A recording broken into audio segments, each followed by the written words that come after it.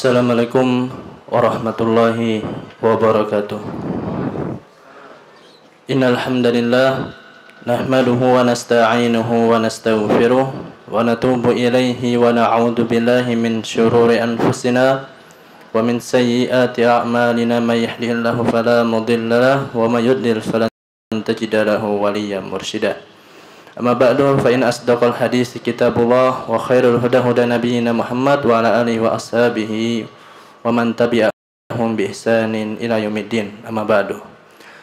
Kaum muslimin dan kaum muslimat rahimani wa rahimakumullahu jami'an.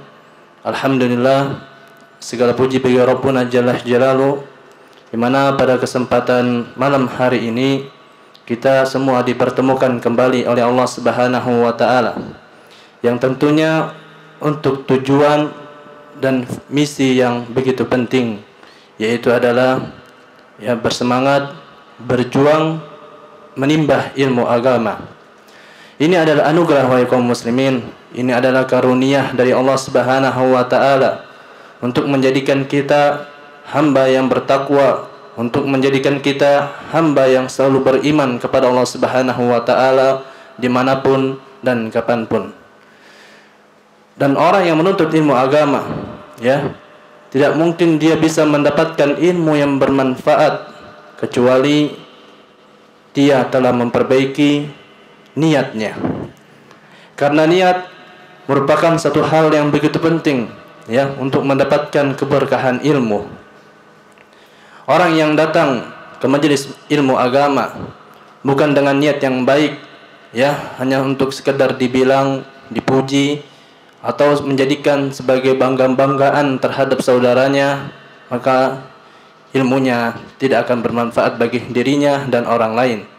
Namun sebaliknya, orang yang datang ke majelis ilmu agama untuk memperbaiki dirinya terlebih awal, kemudian orang lain mengangkat kebodohan dari dirinya dan orang lain, maka niscaya insyaallah dimanapun dia belajar dan kapanpun dia menimba ilmu agama, insyaallah ilmunya akan bermanfaat bagi dirinya. Al-Imam Ahmad bin Hanbal pernah mengatakan, al-ilmu la ya'dilun sahhat niyatuhu. Ilmu itu tidak bisa ditandingi dengan amalan-amalan yang lain, baik itu salat, zakat, puasa maupun amalan-amalan yang lainnya, kecuali bagi orang yang niatnya baik, niatnya benar, yang untuk mengangkat kebodohan dari dirinya dan mengangkat kebodohan dari orang lain. Dan yang paling penting juga wahai kaum muslimin, untuk menjadikan ilmu yang bermanfaat bagi diri kita adalah berusaha meninggalkan perbuatan dosa dan maksiat. Dosa dan maksiat merupakan penghalang yang sangat berat, yang menghalangi seorang dari mendapatkan ilmu yang bermanfaat. Dahulu Imam Al-Bukhari, Imam Syafi'i, ketika datang kepada seorang guru yang bernama Imam Waqi, dia mengatakan tentang satu hal yang mana beliau dibimbing untuk mendapatkan ilmu yang bermanfaat. Imam Syafi'i mengatakan, syakautu ila Waqi an su'i hifzi. Dulu saya pernah mengadu tentang jeleknya hafalan yang telah aku dapatkan. Imam Syafi'i mengadu kepada gurunya, Imam Waqi. Maka Imam Waqi mengatakan kepadanya, fa arsyadani ila tarkil ma'asi. Beliau membimbing aku, mengajarkan kepada aku untuk meninggalkan segala macam bentuk maksiat, segala macam bentuk dosa. Wa qala li, dan dia mengatakan kepada aku, innal ilma nur. Sesungguhnya ilmu adalah cahaya. Wa nurullah la yu'talil asih. Dan cahaya Allah tidak akan pernah diberikan bagi orang yang bermaksiat, orang yang melakukan dosa kepada Allah Subhanahu wa taala. Namun apalah daya kita wahai kaum muslimin, manusia yang banyak dengan dosa dan maksiat, maka solusi yang paling penting untuk kita selalu bertaubat kepada Allah Subhanahu wa taala. Dan yang kedua, salawat serta salam semoga tercurahkan kepada Nabi kita sallallahu alaihi wasallam sebagai suri tauladan kita, panutan dalam kehidupan kita, yang mana tidak cukup cinta itu hanya di lisan, namun membutuhkan pembuktian, ya, perbuatan dan perilaku yang kita aplikasikan dalam kehidupan kita. Dulu ya Allah Subhanahu wa taala menguji orang-orang musyrikin. Ya, Allah Subhanahu wa taala berfirman, "Qul in kuntum tuhibbunallaha fattabi'uni." Jika kalian mengaku cinta kepada Allah, fattabi'uni, maka ikutilah Rasulullah sallallahu alaihi wasallam. Ya, sekarang banyak ya hamba-hamba Allah Subhanahu wa taala, mereka mengaku cinta kepada Allah, namun perbuatannya, perilakunya jauh dari apa yang diajarkan oleh Nabi sallallahu alaihi wasallam. Maka mari kita berusaha untuk selalu berjalan di atas sunnah Rasulullah sallallahu alaihi wasallam, berjalan di atas syariat yang dibawa oleh Nabi kita sallallahu alaihi wasallam, sehingga kita bisa bertemu ya dengan Nabi kita sallallahu alaihi wasallam di surga kelak. Nabi sallallahu alaihi wasallam bersabda, "Wadidtu law ra'aitu ikhwani." Saya sangat merindukan ya saudara-saudaraku. Wadidtu law ra'aitu ikhwani, saya sangat merindukan saudara-saudaraku. Para sahabat lantas mengatakan, "Alasna ikhwanuna ya Rasulullah?" Bukankah kami adalah sahabat-sahabatmu? Bukankah kami adalah saudara-saudaramu wahai Rasulullah? Apa yang dikatakan Nabi sallallahu alaihi wasallam? La bal antum ashabi. Ya, kalian adalah sahabat-sahabatku. Walakin ikhwani, adapun saudara-saudaraku, alladzi yu'minu nabi wa lam yarawni, yang mana mereka beriman kepadaku, ya kata Rasulullah, menjalankan sunnahku, menjalankan syariat yang dibawa olehku, kata Rasulullah, walam yarawni, walaupun belum pernah bertemu denganku, kata Rasulullah sallallahu alaihi wasallam. Maka ya, mari kaum muslimin kita berusaha ya untuk selalu mengikuti sunnah Rasulullah sallallahu alaihi wasallam, walaupun hinaan, cacian, ya celaan selalu menghampiri kita, karena begitulah sunnatullah sallallahu alaihi wasallam, ya sunnatullah dari Allah Subhanahu wa taala, yang Allah berikan hidayah, taufik bagi mereka yang mengikuti sunnah Rasulullah sallallahu alaihi wasallam. Bahkan Nabi sallallahu alaihi wasallam menjadikan mereka adalah ghuraba, ya, orang-orang yang asing. Tapi ya, mereka mendapatkan keberuntungan dari Allah Subhanahu wa taala, dimudahkan bagi Allah untuk bertemu dengan Nabi sallallahu alaihi wasallam di surga kelak. Ikhwati fillah rahimani wa rahimakumullahu jami'an. Pembahasan kita pada malam hari ini adalah pembahasan yang sangat penting tentang kehormatan, ya, menjaga kehormatan saudara kita. Islam, wahai kaum muslimin, adalah agama yang membangun segala macam bentuk untuk mewujudkan kemaslahatan dan menjauhkan diri dari segala macam keburukan dan kerusakan. Allah Subhanahu wa taala berfirman, ya, "Wa ma arsalnaka illa rahmatan lil alamin." Tidaklah kami mengutusmu wahai Nabi Muhammad sallallahu alaihi wasallam illa rahmatan lil alamin, ya, sebagai bentuk kasih sayang kepada umat manusia.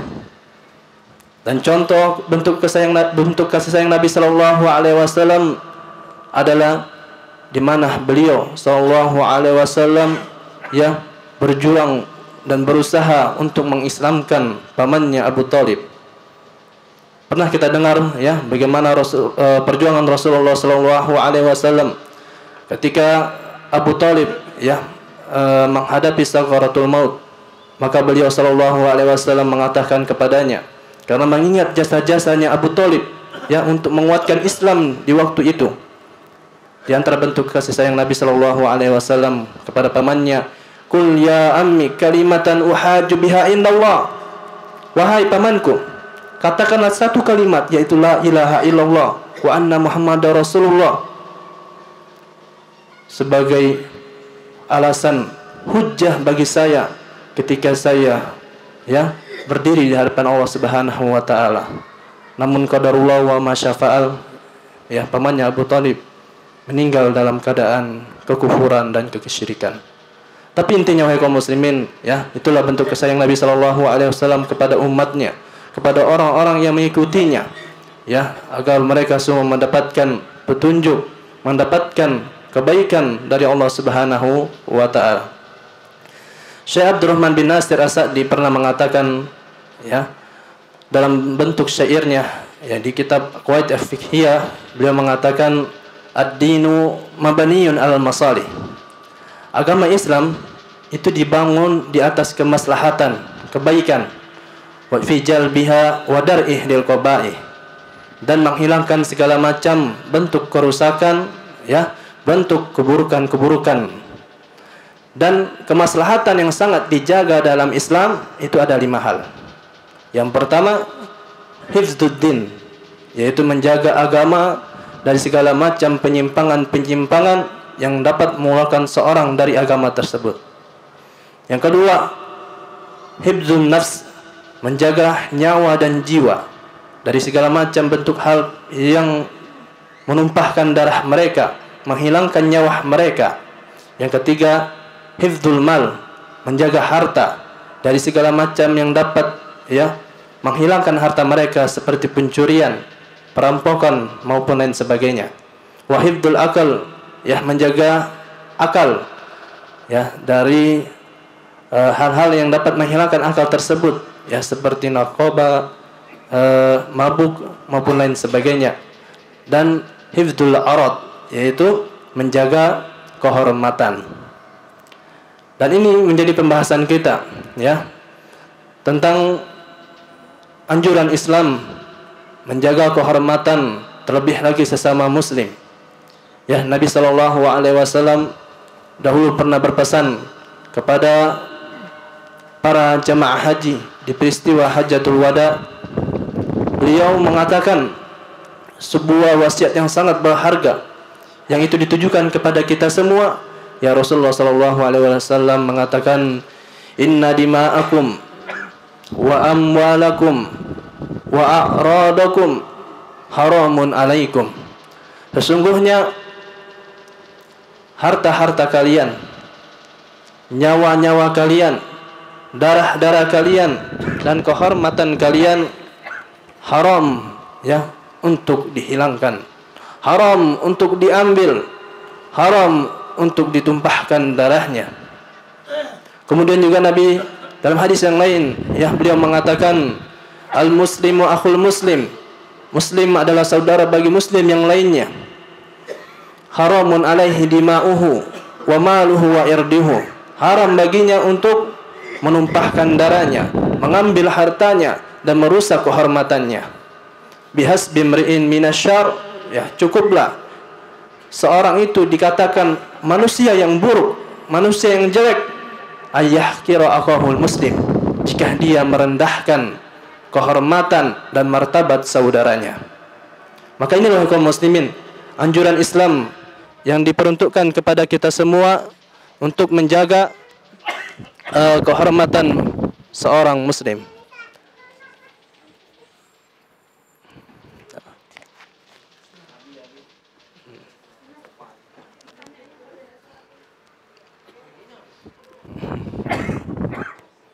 Nyala, ya.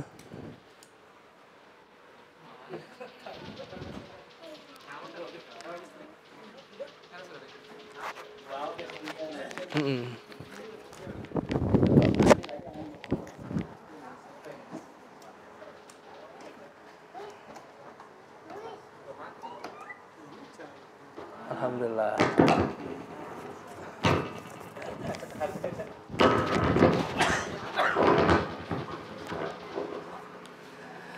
Iklan sebentar. Ikhwati fillah rahimani wa rahimakumullah jami'an. Itulah tadi hadis yang dibawakan oleh Nabi kita sallallahu alaihi wasallam, ya, tentang pentingnya menjaga kehormatan saudara kita, ya, keluarga kita dan sahabat kita.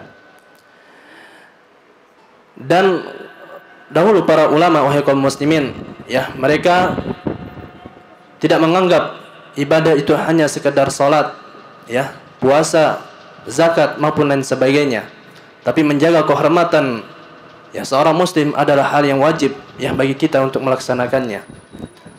Umar bin Abdul Aziz pernah mengatakan, adrakna salaf, ya, kami dahulu mendapatkan, ya, para ulama-ulama salaf, wa hum la yarawna al-ibadah fi saumin wala shalah.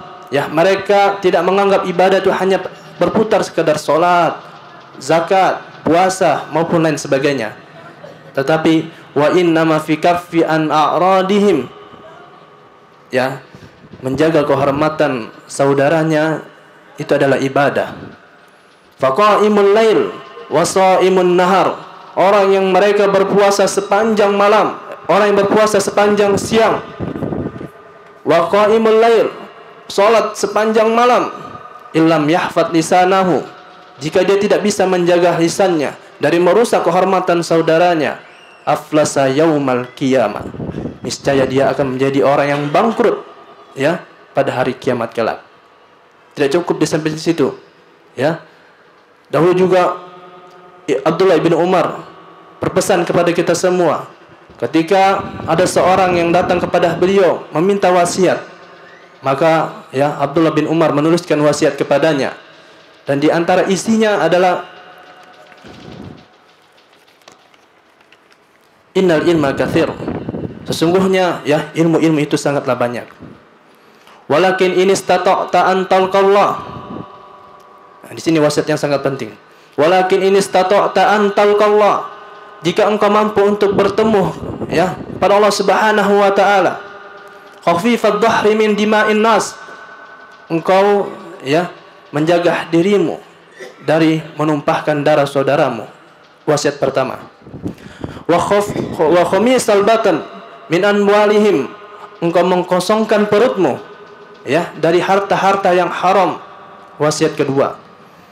Kafal lisan an a'radihim, menjaga lisanmu dari merusak kehormatan saudaramu. Itu wasiat ketiga.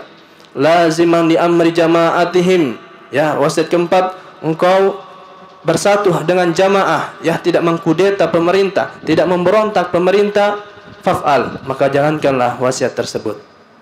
Maka inilah kaum muslimin, ya, wasiat Ibnu Umar kepada kita semua, yang salah satunya adalah menjaga ya kehormatan saudara kita, terlebih lagi itu adalah orang mukmin, orang muslim.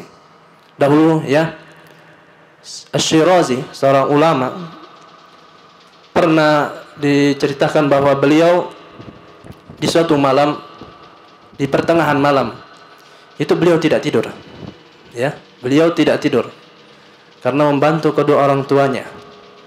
Kemudian di sekeliling beliau, ya, di sekitar beliau itu banyak manusia-manusia atau banyak teman-teman beliau yang sedang tidur. Maka ya beliau pun berkomentar tentang mereka yang sedang tidur.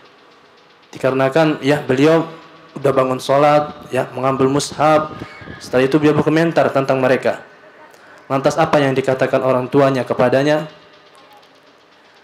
Ya bunayya, wahai anakku, ya ruha abi, wahai belahan jiwaku, lau nimta lakana khairan lak, jika engkau tidur wahai saudaraku, wahai anakku, itu lebih baik bagi dirimu min wuqu'ika fil khalqi, daripada engkau ya menghina mereka, membicarakan mereka yang sedang tertidur. Maka faya subhanallah, inilah potret ya kehidupan para salaf, kehidupan orang ulama terdahulu, bagaimana mereka berusaha menjaga kehormatan saudara mereka. Ikhwati fillah rahimani wa rahimakumullah jami'an. Ada 5 hal ya contoh yang perlu kita pelajari malam hari ini, yang sangat perlu kita juga tanamkan dalam diri kita, tentang contoh dari menjaga ya kehormatan saudara kita.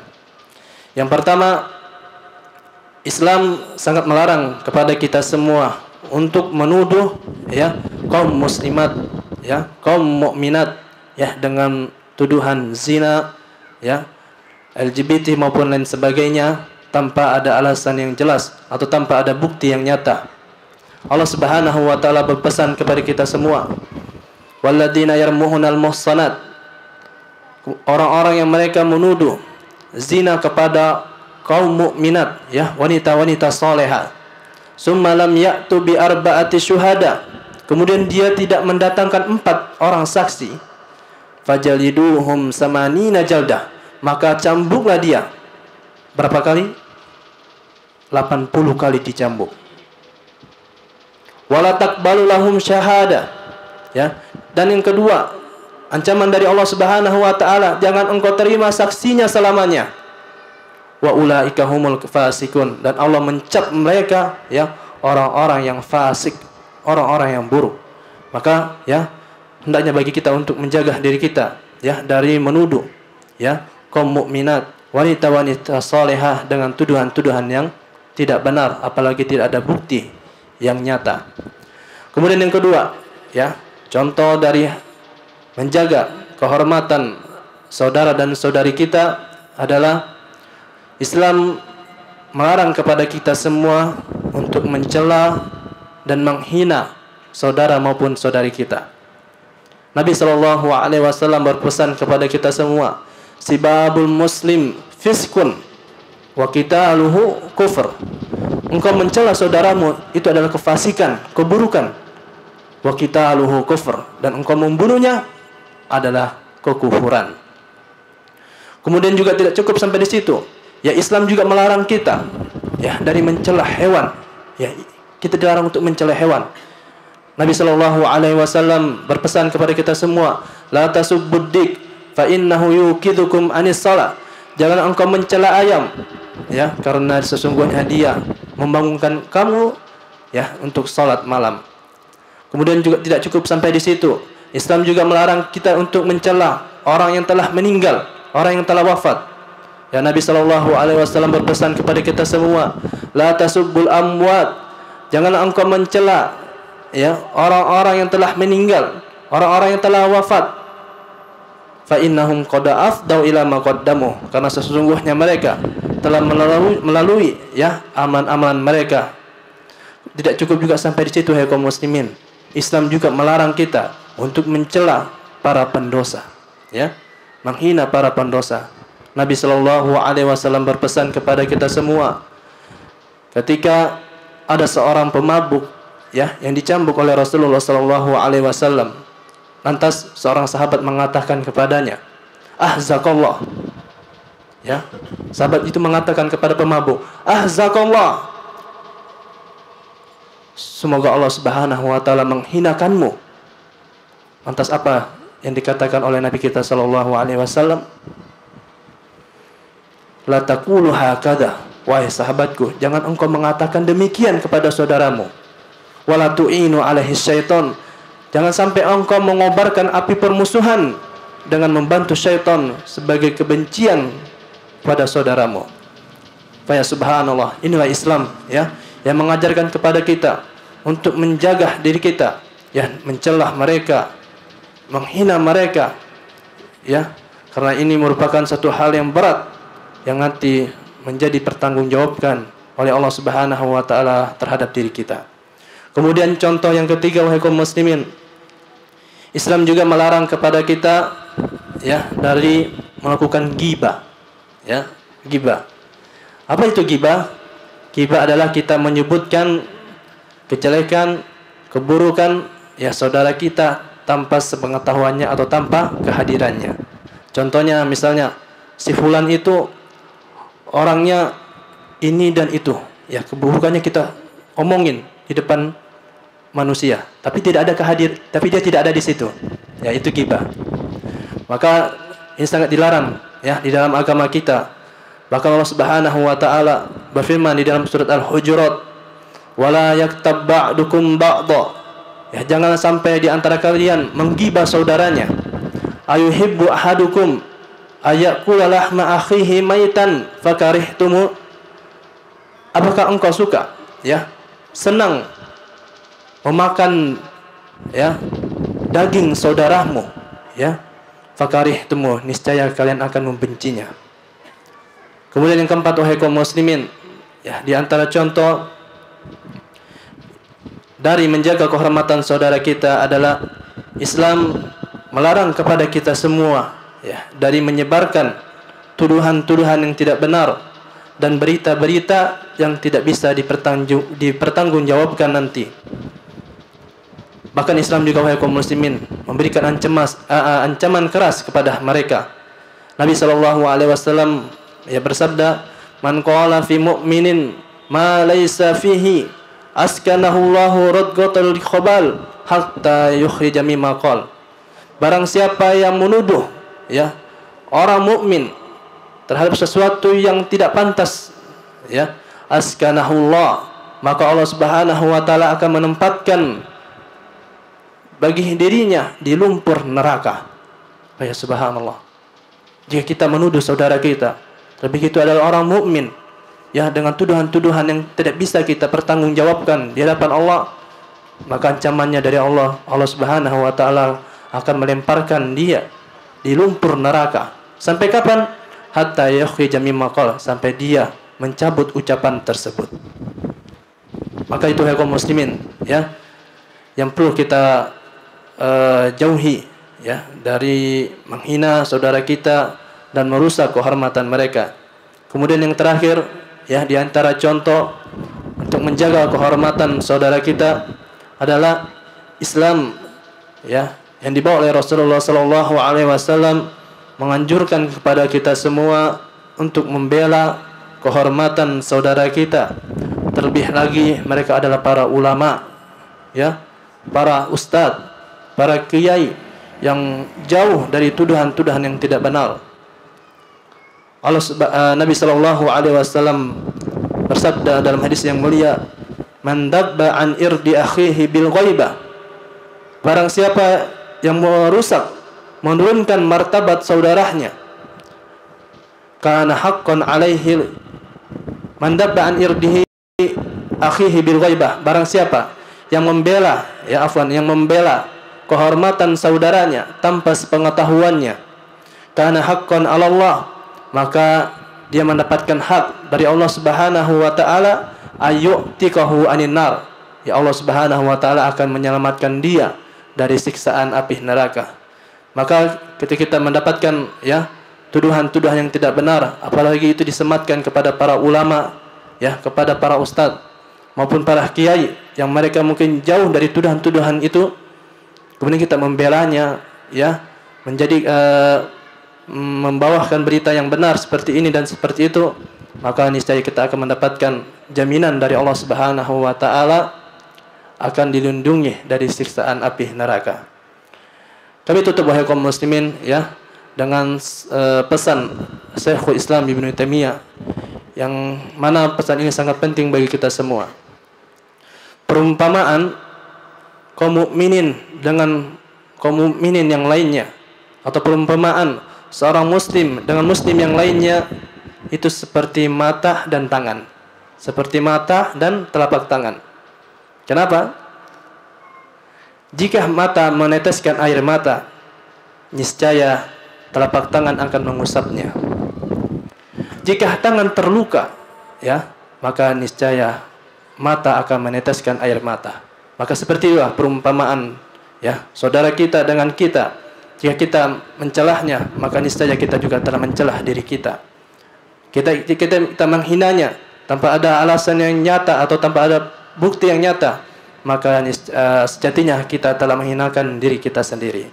Semoga Allah Subhanahu wa taala ya memberikan taufik kepada kita semua, merahmati kita semua, dan apa yang kita sampaikan bukanlah untuk menyalahkan pihak manapun, ya, bukanlah untuk menyudutkan pihak manapun, tapi sebagai introspeksi kepada diri kita yang paling utama. Sebab kenapa wahai ikhwah, kenapa wahai saudaraku muslimin, kita adalah para pendosa, ya. Kita adalah para orang yang selalu melakukan keburukan dan maksiat. Tidak ada yang menjamin kita dari dosa dan maksiat. Maka jadikanlah ya wejangan-wejangan, nasihat-nasihat para ulama, ya, para ustadz-ustadz itu sebagai bentuk introspeksi kita bersama untuk menjadi orang yang baik, untuk menjadi orang yang bertakwa kepada Allah Subhanahu wa taala. Ya, Nabi sallallahu alaihi wasallam berpesan kepada kita semua, al-kayyisu man dana nafsah wa amina lima ba'dal maut. Orang yang cerdas, orang yang bijak, ya, adalah orang yang selalu introspeksi terhadap dirinya, bukan orang lain. Ketika ada hal-hal yang kesalahan-kesalahan, maka dia selalu menjadikan itu bumerang untuk saudaranya, maka ini tidak pantas. Akan tetapi jika ada wejangan-wejangan atau nasihat maka jadikanlah untuk dirinya pertama kali sebelum orang lain. Ya, itu selalu harus dia camkan dalam kehidupannya. Wa amila lima ba'dal maut, dan dia juga beramal untuk menambah ketaatannya, ya, kebaikannya kepada Allah Subhanahu wa taala, ya, karena tidak tahu kapanpun dan dimanapun, ya, malaikat maut pasti datang menjemputnya. Mudah-mudahan wahai kaum muslimin, apa yang dapat kita sampaikan semoga bermanfaat, ya, dan semoga diberkahi oleh Allah Subhanahu wa taala, dan Allah Subhanahu wa taala menjadikan kita termasuk orang-orang yang beriman dan bertakwa dimanapun kita berada. Aqulu qouli hadza wa astaghfirullah li wa lakum wa lisairil muslimin fastaghfiru innahu wal ghafurur rahim. Subhanakallahumma wa bihamdik asyhadu an la ilaha illa anta astaghfiruka wa atubu ilaik. Wassalamualaikum warahmatullahi wabarakatuh.